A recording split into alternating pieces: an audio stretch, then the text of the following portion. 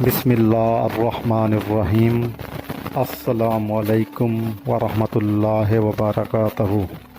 محترم ناظرین و سامعین، ہر انسان کامیابی چاہتا ہے، عزت چاہتا ہے، دنیا و آخرت میں سرخرو ہونا چاہتا ہے، لیکن اسلام نے کامیابی کا اصل راستہ بیان کر دیا ہے، اور وہ ہے اللہ اور اس کے رسول صلی اللہ علیہ وآلہ وسلم کی اطاعت۔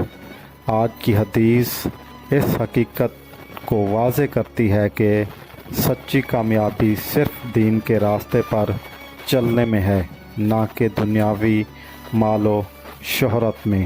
آج کی حدیث حقیقی کامیابی اللہ اور رسول صلی اللہ علیہ وآلہ وسلم کی اطاعت میں ہے۔ چلتے ہیں آج کی حدیث کی طرف۔ حدیث ترجمہ: میری ساری امت جنت میں داخل ہوگی سوائے اس کے جس نے انکار کیا۔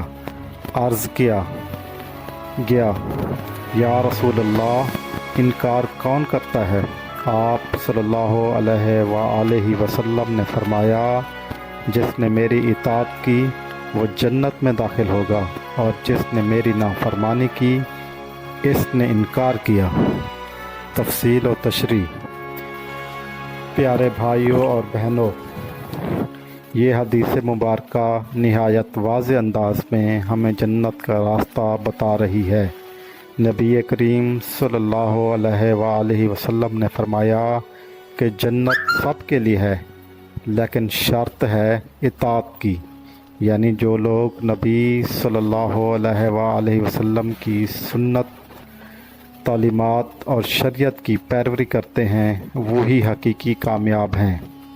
یہاں انکار کا مطلب یہ نہیں کہ کوئی زبان سے انکار کرے، بلکہ رسول اللہ صلی اللہ علیہ وآلہ وسلم کی نافرمانی کرتا ہے، دراصل وہی انکار کر رہا ہوتا ہے۔ آج ہمارے معاشرے میں بہت سے لوگ اسلام کو ماننے کا دعویٰ تو کرتے ہیں، مگر عملی طور پر اس کی تعلیمات سے دور ہیں۔ یہ حدیث ہمیں جھنجھوڑتی ہے کہ صرف زبانی دعوے کافی نہیں، عملی اطاعت ضروری ہے۔ تو آئیے ہم سب آج عہد کرتے ہیں، سب مل کر عہد کریں کہ رسول اللہ صلی اللہ علیہ وآلہ وسلم کی سنت کو اپنی زندگی کا حصہ بنائیں، چاہے وہ عبادات ہوں، معاملات، تاکہ ہم اللہ کی رضا اور جنت کے حقدار بن سکیں، اور اپنے علم میں اضافے کے لیے قرآن اور حدیث سے رہنمائی لیں، تاکہ ہمیں سیدھا اور مستقیم راستہ نظر آئے، کہیں ہم بھٹک نہ جائیں۔